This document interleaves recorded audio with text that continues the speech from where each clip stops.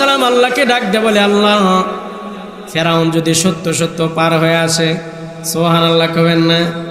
এই যে ডর দেখাইলাম, এই যে ডর দেখাইলাম, চামড়া তুলে নিব, চোখ খোসা ফেলে দিব, কান নাক সব কেটে দিব, শরীরের একটাও চামড়া তোমার থব না, আসো আসো। আল্লাহ ডাকলাম যদি চলে আসে, আমাদের উপায় কি? আল্লাহ পাক ডাক দে বলে, ওয়া মাইয়া তাওয়াক্কাল আলাল্লাহ ফাহুয়া হাসবু, আল্লাহর উপরে তাওয়াক্কুল করো রে মূসা, আমি তোমাদের জন্য যথেষ্ট হয়ে যাব। চিৎকার দেয়া বলেন সুবহানাল্লাহ। ফেরাউন তো নামছে, শুধুমাত্র কেবলমাত্র ফেরাউন তো তার দায়িত্ব পালন করে যখন মাঝখানে চলে গেছে, আল্লাহ পাক পানিকে অর্ডার করে, পানি আগে তুমি কেমন ছিলা? ভাই একত্রিত লাগাইছিলাম, বাস রাস্তা হইলে কেমনে? আল্লাহ আপনি তো অর্ডার করেছেন, সুবহানাল্লাহ বলবেন না? আল্লাহ আপনি তো অর্ডার করেছেন, আপনার হুকুমে আমি রাস্তা হয়ে গেছি, আপনার হুকুমে আমি দ্বিখণ্ডিত হয়ে গেছি, এপার দিয়ে সীসা ডালা প্রাচীরের মতো আমি দাঁড়ায় গেছি। আল্লাহ পাক জানা দেয় পানি যে আল্লাহ তোমাকে রাস্তা হওয়ার অর্ডার করেছে, ওই আল্লাহ এখন তোমাকে অর্ডার করে, আর কোনো কাল দেরি নয়, সঙ্গে সঙ্গে মিলা যাও। বাদ যখন মিলা গেছে, ফেরাউন কি হাবুডুবু, জোরে কোন ফেরাউন কি হাবুডুবু? উপাকাত করছেন কেডা? জোরে বলেন, আর একটু জোরে কোন কে? ওয়া মাইয়া তাওয়াক্কাল আলাল্লাহ ফাহুয়া হাসবু, ওই আল্লাহ মুসার জন্য যথেষ্ট হয়ে গেছে। মুসা আলাইহিস সালাতু ওয়াস সালামকে বানাইছেন কে? জোরে বলেন, আমাদেরকে বানাইছেন কে? আর একটু জোরে কোন? রে মুসা আলাইহিস সালাতু ওয়াস সালাম আল্লাহর উপরে তাওয়াক্কুল করে মহাবিপর্যয় থেকে যদি বাঁচতে পারে, দুনিয়ার বান্দারা রে, দুনিয়ার উম্মতরা রে, জানিয়ে রাখো, আমরাও যদি ওই আল্লাহর উপরে ইমানের বলে বলিয়ন হয়ে তাওয়াক্কুল করতে পারি, ওই আল্লাহ আজও আছে, ওই আল্লাহর শক্তির হ্রাস হয় নাই, আল্লাহ আমাদেরকে সাহায্য করবে। চিৎকার দিয়ে বলতে হবে সুবহানাল্লাহ। এই বিশ্বাস আমাদের আছে তো? এই বিশ্বাস আমাদের আছে তো? আল্লাহর উপরে তাওয়াক্কুল করলে আল্লাহ সাহায্য করবে, এই বিশ্বাস কার কার আছে? আল্লাহকে দুহাত তুলে দেখান, লিল্লাহে তাকবীর। সম্মানিত শুধু এই কথাগুলি খুব ঠান্ডা মাথায় বুঝবেন। ওয়া মাইয়া তাওয়াক্কাল আলাল্লাহ ফাহুয়া হাসবু, যে আল্লাহর উপরে তাওয়াক্কুল করে, আল্লাহ তার জন্য যথেষ্ট হয়ে যায়, আল্লাহ তার জন্য যথেষ্ট হয়ে যায়। এই বিশ্বাস আমাদের আছে, এই বিশ্বাস আমাদের আছে, সকলের আছে। জি, আজ থেকে তাওয়াক্কুল গায়রুল্লাহর উপরে নয়, কার উপরে? আল্লাহর উপরে। বলে ইনশাআল্লাহ। আল্লাহ আমাদের সকলকে আপনার উপরে তাওয়াক্কুল করার তৌফিক দান করেন, বলি আমিন। আরেকবার বলি আমিন। সম্মানিত শুধু এই কথাগুলি খুব ঠান্ডা মাথায় বুঝবেন।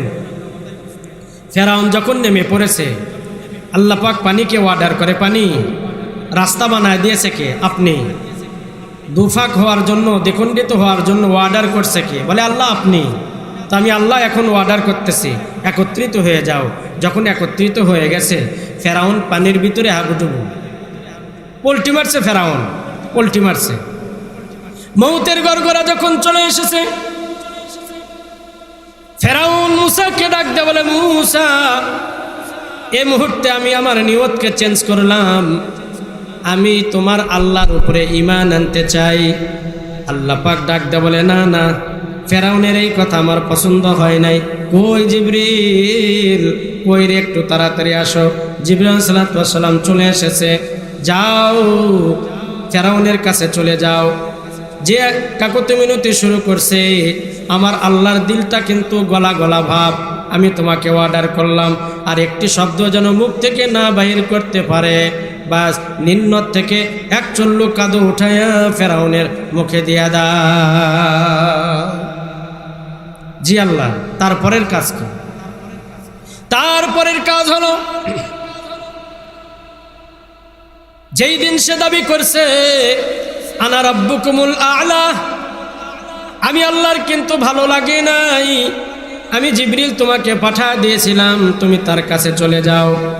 বা জিবরিল আলাইহিস সালাম তার কাছে চলে এসেছে, ফেরাউনের কাছে চলে এসেছে। আসার পরে ডাক দেয়া বলে, আপনি কি সবচেয়ে বড় খোদা? বলে জি। তোমার কোনো সন্দেহ আছে নাকি? কয় না। আপনি বলেন আপনি কত বড় খোদা? কয় আনা রাব্বুকুমুল আ'লা, আমি সবচেয়ে বড় রব। আমার চাইতে বড় রব আর কেউ নাই। বলে তাই নাকি? বলে জি। জিবরাইল আলাইহিস সালাতু ওয়াস সালাম পকেট থেকে একটা কাগজ বাহির করে দিয়েছে, একটা কলম বাহির করে দিয়েছে, আপনি একটু লিখে দেন, আপনি সবচেয়ে বড় খোদা, আপনি বড় রব। বলে জি, আমি সবচেয়ে বড় রব। দাও জিবরিল দাও, তোমার পকেটের কাগজ কেন আমাকে দাও, কলমটাও আমার হাতে দাও রে, আমি লিখিয়া দিতে চাই আমি সবচেয়ে বড় রব। বা জিবরিল আলাইহিস সালাতু ওয়াস সালাম কাগজ আর কলম ফেরাউনের হাতের ভেতরে দিয়ে দিয়েছে, সেখানে লিখিয়া দিয়েছে আমি সবচেয়ে বড় রব।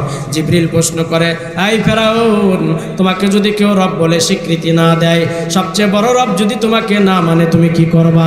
বলে নীল নদে চুবা মারব। কোন নদে? জোরে কোন, আরো জোরে। নীল নদে চুবা মারবো।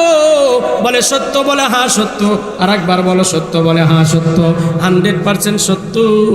যদি কেউ আমাকে রব বলে স্বীকৃতি না দেয়, বড় রব না মনে করে, আমি তাকে নীল নদে চুবা মারবো। বাস সালাম কালাম মুসাফা করে জিবরাইল আলাইহিস সালাতু ওয়াস সালাম চলে গেছে।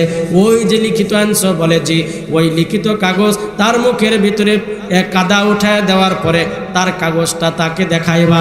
জিবরাইল চললো কাদা উঠায় ফেরাউনের মুখের ভিতরে দেওয়ার পরে ফেরাউনকে ওই চিরকুটটা দেখায়। ফেরাউন, দেখো তো এই লেখা চেনা যায়? নিজের হাতের লেখা তো কিয়ামত পর্যন্ত চেনা যাবে না। জোরে কোন, নিজে হাতে লিপিবদ্ধ করে দিলে সেই লেখা চেনা যায়। ফেরাউনের চোখ আগে ছোট ছোট ছিল, লেখা দেখে বড় বড় হয়ে গেছে। বাস জিবরিল মুখ থেকে কাদো সরায় দেয়, জিবরিল মুখ থেকে কাদো সরায় দেয়। জিজ্ঞেস করে, ফেরাউন বলো তো এটা কার লেখা? বলে আমার লেখা। কি লেখা আছে? বলে আনা রব্বুকুমুল আলা, আমি সবচেয়ে বড় রব, আমি সবচেয়ে বড় রব।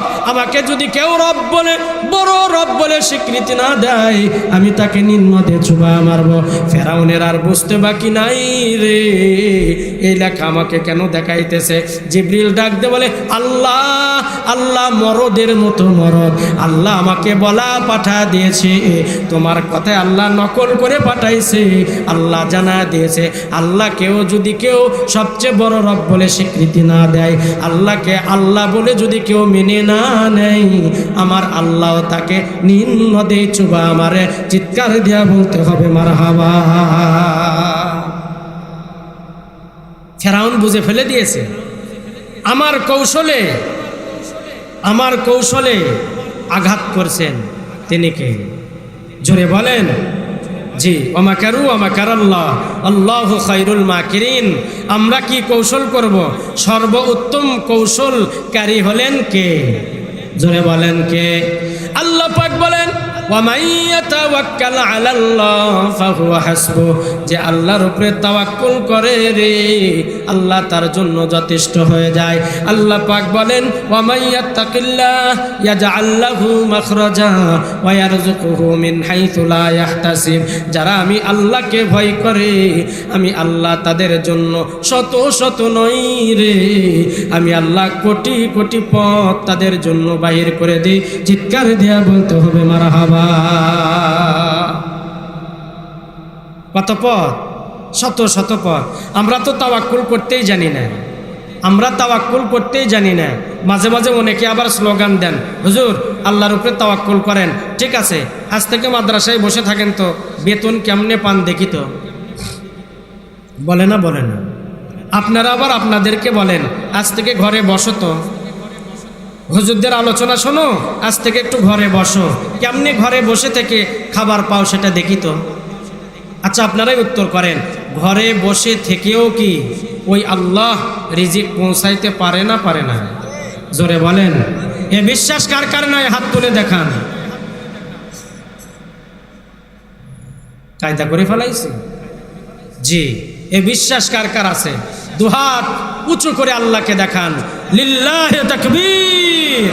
আল্লাহ আমাদের সবাইকে এমন বিশ্বাসের উপরে স্থির হওয়ার তৌফিক দান করেন, বলি আমিন। সম্মানিত উপস্থিতি, এমন কথাও পূর্বে যুগে চলতেছিল, এমন কথাও পূর্বে যুগে চলতেছিল। আসেন আস্তে আস্তে কথাগুলি নেন।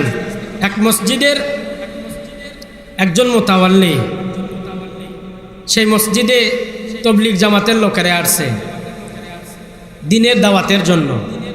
ওনারা ওয়াজ করে, ওয়া মান ইয়াত্তাকিল্লাহ ইয়াজআল লাহু মাখরাজা ওয়া ইয়ারযুকুহু মিন হাইথু লা ইয়াহতাসিব ওয়া মান ইয়াতাওয়াক্কাল আলাল্লাহ ফাহুয়া হাসবুহ।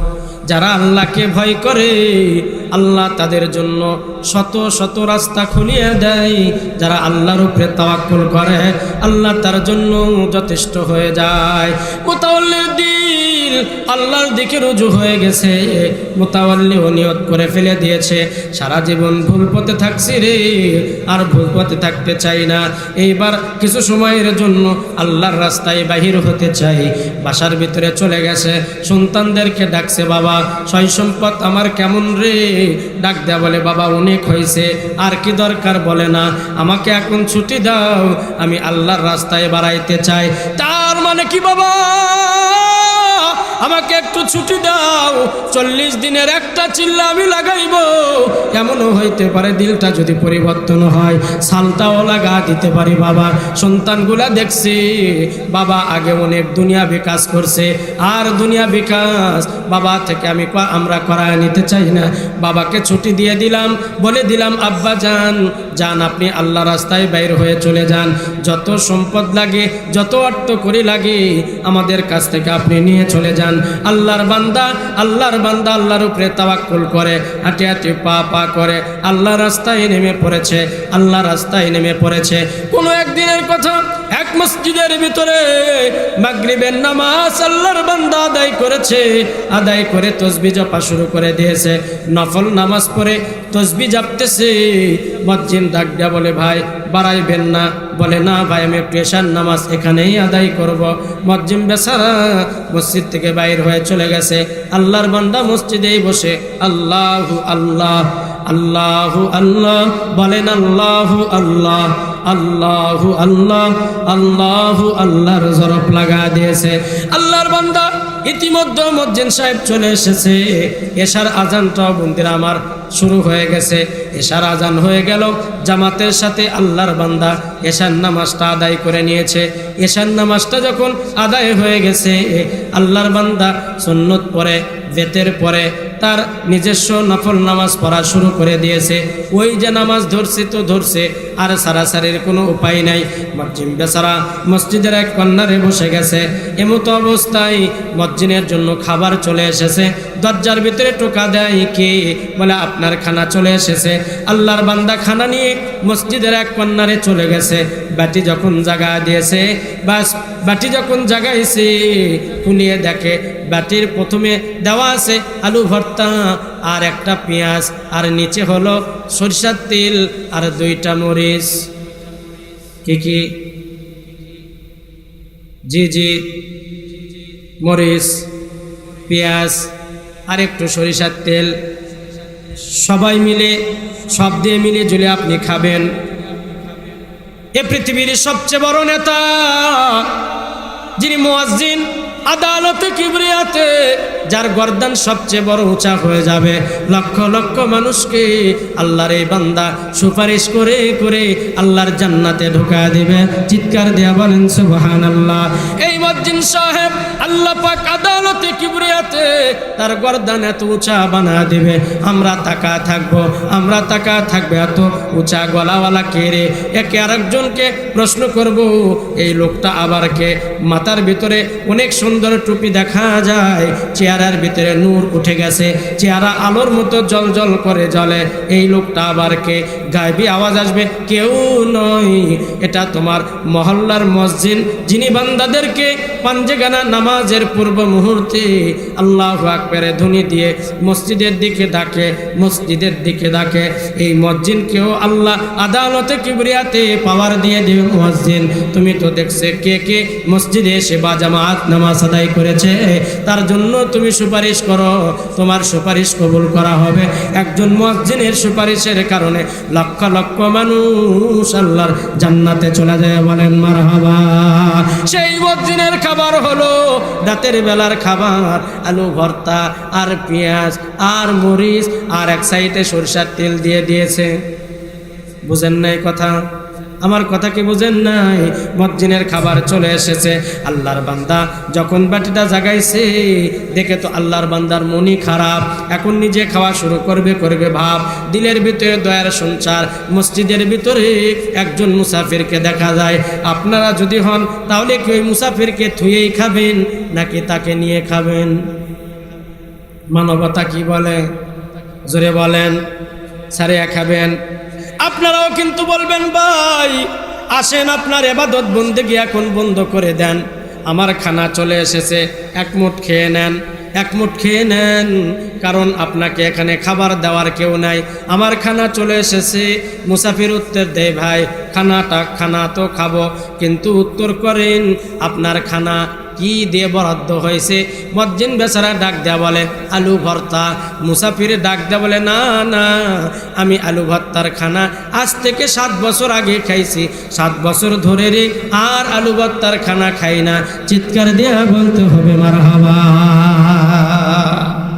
আজ থেকে 7 বছর আগে আলু ভর্তার খানা খাইছি, আলু ভর্তা দিয়ে খানা খাইছি 7 বছর যাবত, আর আলু ভর্তার খানা। আপনারা যদি হন কি বলবেন? আপনারা যদি হন কি বলবেন?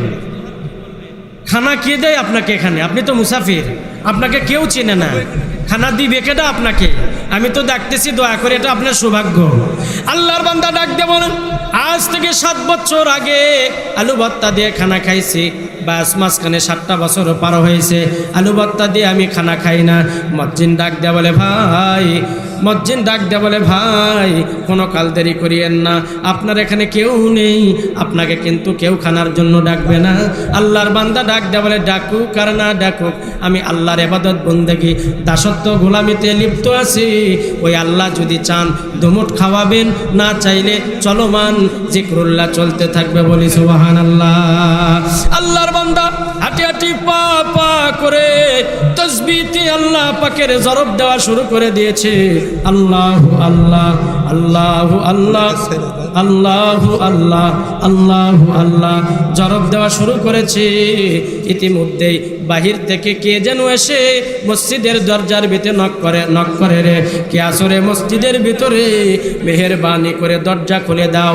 আল্লাহর বান্দা মজ্জিন দ্বারা দরজা খুলে দেওয়ার পরে দেখে 2 জন সাদা কাপড় পরিহিত, মাথার ভিতরে পাগড়ি, হাতের ভিতরে স্বর্ণের প্লেটের ভিতরে রং বেরঙের খাবার নিয়ে 2 জন বান্দা মসজিদে চলে এসেছে।